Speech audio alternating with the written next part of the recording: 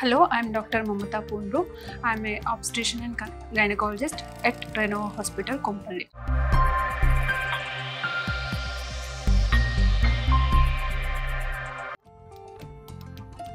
Now we are going to talk about మీరు first 3 months లో doctor ని consult అయినప్పుడు around 6 to 7 weeks of gestational age లో we will advise scan.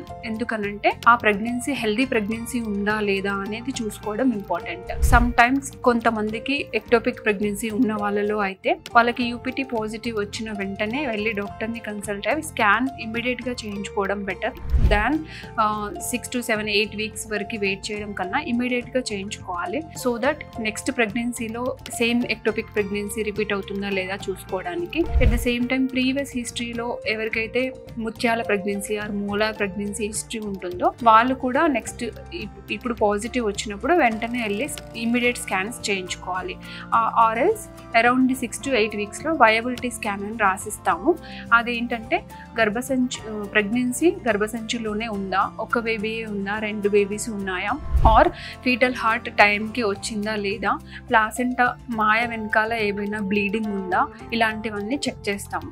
At the same time cervical length కూడా చూస్తాము. కొంతమందిలో preterm deliveries ఎక్కువగా history ఉన్న వాళ్ళలో సర్వైకల్ లెంత్ మానిటరింగ్ అనేది చేస్తూ ఉంటాము. సో ఒక స్కాన్ వచ్చేసి around 6 to 8 weeks viability scan చేస్తాము. ఇంకొక స్కాన్ వచ్చేసి ఎన్టీ స్కాన్ అంటాము. అదే అరౌండ్ 11 to 13 weeks టైంలో చేస్తాము. ఇది ఎందుకు ఇంపార్టెంట్ అంటే ఏవైతే బేబీస్ అబ్నార్మల్ ఆర్ అనామలీస్ ఉండే ఛాన్స్ ఉంటుందో వాళ్ళు ఆ బేబీస్ని ఎర్లీగా డయాగ్నోస్ చేయడానికి ఎన్టీ స్కాన్ అంటే న్యూకల్ థిక్నెస్, మెడ దగ్గర ఉన్న ఒక థిక్నెస్ మెజర్ చేసి డిసైడ్ చేస్తాము. ఆ థిక్నెస్ నార్మల్గానే ఉంటే నార్మల్ ప్రెగ్నెన్సీ, ఒకవేళ థిక్నెస్ ఉండాల్సిన దానికన్నా ఎక్కువగా ఉంటే ఏమైనా అబ్నార్మాలిటీస్ ఉన్నాయేమో అని చూసుకోవడానికి ఫర్దర్ టెస్ట్లు కానీ ఇన్వెస్టిగేషన్స్ కానీ అడ్వైస్ చేస్తూ ఉంటాము. బ్లడ్ టెస్ట్లు వచ్చేసి నార్మల్గా వాళ్ళ బ్లడ్ గ్రూప్ ఏంటి, పాజిటివ్ బ్లడ్ గ్రూపా నెగటివ్ బ్లడ్ గ్రూపా అనేది చూసుకోవడం ఇంపార్టెంట్. ఎందుకంటే ఒకవేళ if it is negative blood group అయితే హస్బెండ్ బ్లడ్ గ్రూప్ కూడా చూసుకొని దాన్ని బట్టి ఈ ప్రెగ్నెన్సీలో రిస్క్ ఉంటుందా లేదా అని డిసైడ్ చేసి వాళ్ళకి ఏమైనా యాంటీడీ ఇంజెక్షన్ అవసరం ఉంటుందా లేదా, లేకపోతే ఇండైరెక్ట్ స్కూమ్ చెస్ట్ అని చేస్తూ ఉంటాము. అది చేయించాలి, ఎన్నిసార్లు చేయించాలి అనేది డిసైడ్ చేస్తుంటాము. ఇంకొకటి వైరల్ మార్కర్స్, వాళ్ళకి ఏమైనా హెపటైటిస్ ఇన్ఫెక్షన్ ఉందా, హెచ్ఐవి ఇన్ఫెక్షన్ ఉందా, VDRL అంటే సిఫిలిస్ టెస్ట్ ఏమైనా పాజిటివ్ వచ్చిందా అనేది చూస్తాము. ఎందుకంటే సిఫిలిస్ కొంతమందిలో పాజిటివ్ వచ్చే ఛాన్స్ ఉంటుంది. సిఫిలిస్ వచ్చిన వాళ్ళలో బేబీ ఎఫెక్ట్ అయ్యే ఛాన్స్ ఎక్కువ, కంజెనిటల్ అబ్నార్మాలిటీస్ వచ్చే ఛాన్సెస్ ఎక్కువ. సో అలాంటి వాళ్ళలో సపరేట్ ఇంజెక్షన్స్ ఇవ్వాల్సి ఉంటుంది.